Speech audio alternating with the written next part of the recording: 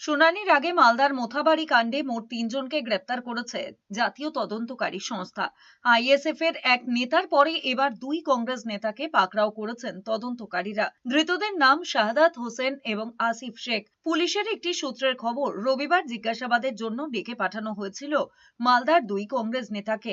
তাদের বক্তব্যে অসঙ্গতি মেলে, তারপরেই গ্রেপ্তার করা হয়েছে 2 জনকে। এর আগে গোলাম রাব্বানি নামে একজনকে গ্রেপ্তার করা হয়েছে। এমনকি মোথাবাড়ি বিধানসভার কংগ্রেস প্রার্থী সাইম চৌধুরীকেও দীর্ঘক্ষণ জিজ্ঞাসাবাদ করেছে এনআইএ, পরে তাকে ছেড়ে দেওয়া হয়েছে। মোথাবাড়ি বিধানসভার মধ্যে যতগুলো কর্মী আছেন, কেউ ভয় খাবেন না।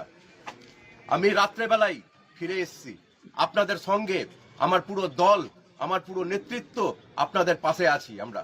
এবং মোথাবাড়িতে এখন অবধি যতগুলো পুলিশের রেট এবং যতগুলো এনআইএ রেট, টোটালটাই এই তৃণমূলের মাননীয় এবং তৃণমূলের যে ক্যান্ডিডেট নজরুল সাহেব তিনি করাচ্ছেন।